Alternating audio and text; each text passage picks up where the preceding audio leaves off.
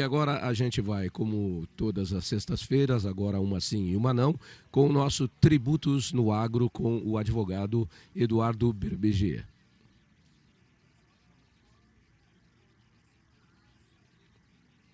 Vinho. É um prazer falar Berbegier com que já você. está na nossa tela aí. Bom dia, Berbegier. Você viu que os meus cabelos continuam os mesmos, mas a minha voz, depois de 3 semanas de eventos, GAF em São Paulo, Mega Leite em Belo Horizonte e agora Fei Corte aqui em Presidente Prudente, a minha voz deu uma arribada aí nesse último dia, mas a gente está seguindo aqui na reserva do tanque para não deixar passar esse último dia de Fei Corte. Bom dia, a gente tem alguns temas para tratar. Como a gente tem aí uma diferença de áudio, não dá para interagir muito, então eu vou jogar os temas para você, porque são temas importantes e você pode comentar muito bem. A começar pelas fraudes no INSS, que até agora não tem ninguém na cadeia, né, BBG? Bom dia. Bom dia, Tavinho. Um prazer ouvi-lo. Parabéns aí pela cobertura na FEICORT. Realmente, e agora, um auditor, né, do INSS, um fiscal e 2 empresários, né, entre eles o famoso careca do INSS, estão buscando anular, né, o processo. Por que, Tavinho? O COAF, né, que é aquele órgão de controle de atividades financeiras, compartilhou dados das contas deles com a polícia, sem autorização judicial, né, antes deles serem presos. Isso serviu digamos assim, de provas, né, para que a polícia pudesse investigar e chegasse à conclusão que houve pagamento de propina. Então, eles estão dizendo que isso é nulo, porque precisaria de autorização judicial. Há uma briga nisso, né? O Supremo diz que não precisa, o Supremo Tribunal Federal já falou que o COAF pode compartilhar dados, a Receita Federal pode compartilhar também com a polícia, independente de autorização judicial. Isso é questionável, porque isso abre uma porta muito perigosa, mas enfim, o Supremo já decidiu isso e o STJ tem decisões dizendo que não pode compartilhar dados que realmente geram nulidade da investigação, do processo em si. Enfim, é mais um argumento aí que esses fraudadores, né, que tudo indica aí que foram desvios na casa de bilhões de reais, né, não se consegue nem apurar ainda. Começou se falando em 6,3 bi, chegaram a 90, enfim, estão querendo usar aí estratégias técnicas para fugir do processo e tudo é possível, né? No Brasil tudo é possível. Vamos ver o que vai acontecer.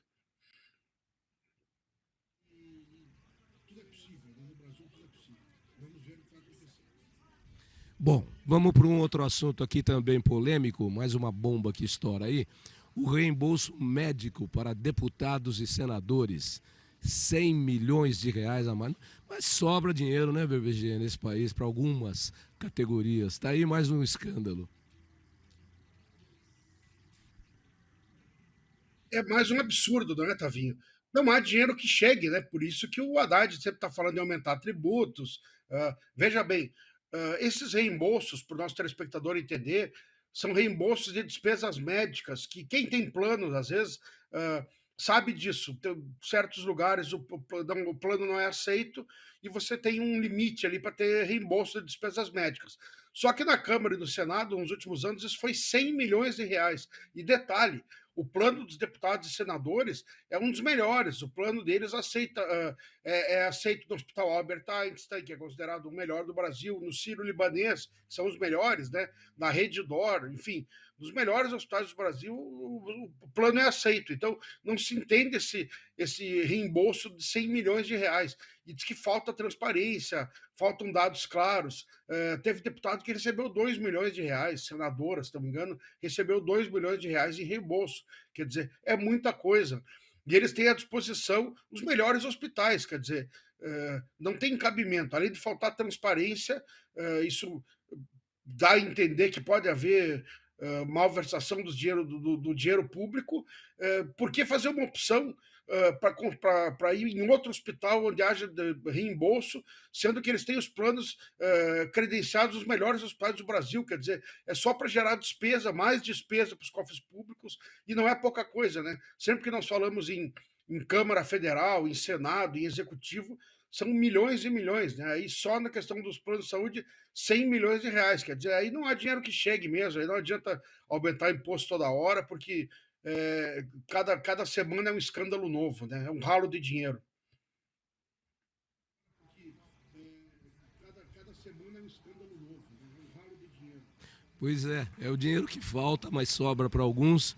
E o ministro está de férias, viu? Até domingo que vem ele tirou férias porque está tudo certo aqui no Brasil, não falta dinheiro, não tem problema do IOF, não tem problema do INSS com dinheiro, enfim. Ele tirou férias. Todo mundo tem direito a tirar férias. Escuta aqui.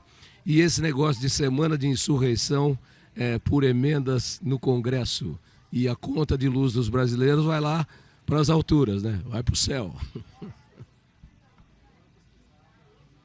Exato. Nós sabemos que o Centrão sempre cobra conta, né? O Centrão só apoia qualquer governo por dinheiro, né? Por cargos, por emendas. E com a queda da popularidade do presidente Lula, a conta está ficando mais cara, né? Porque ninguém quer associar o seu nome ao presidente com uma popularidade em queda. Então, os deputados estão numa semana de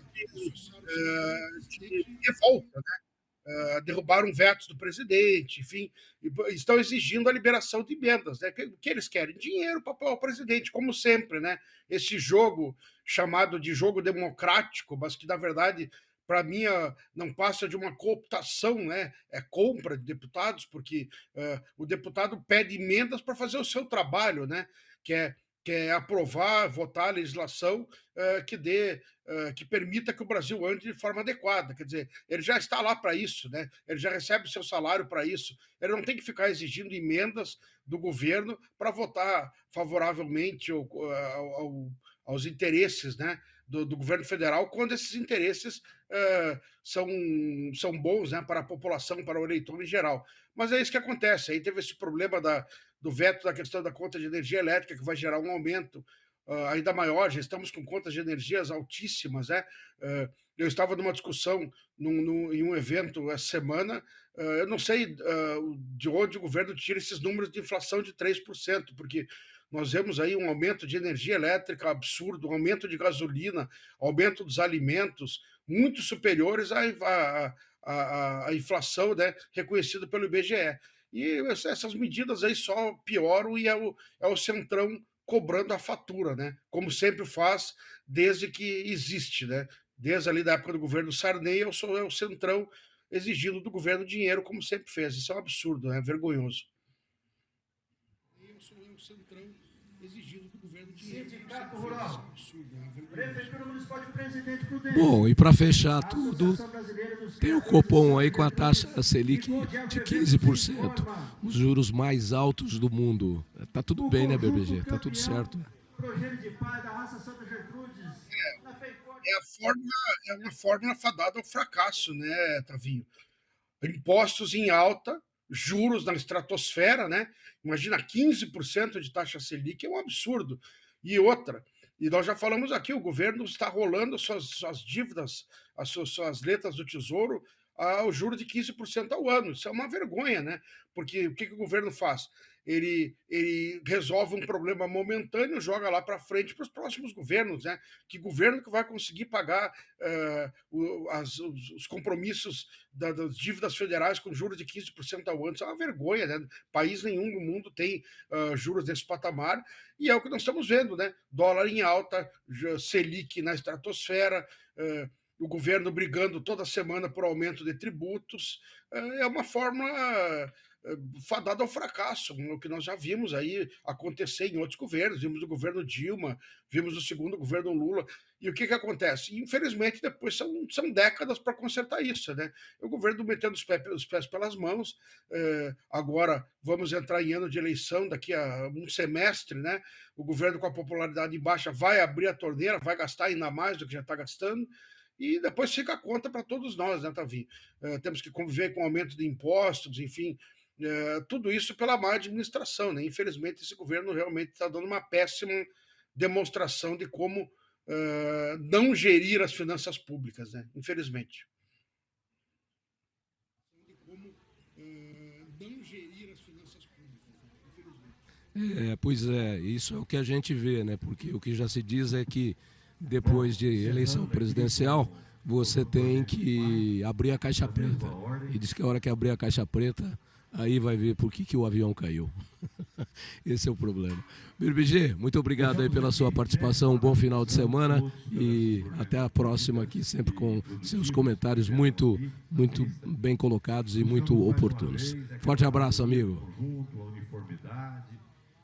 que agradeço, um grande abraço, parabéns mais uma vez aí pela brilhante cobertura aí na FEICORT.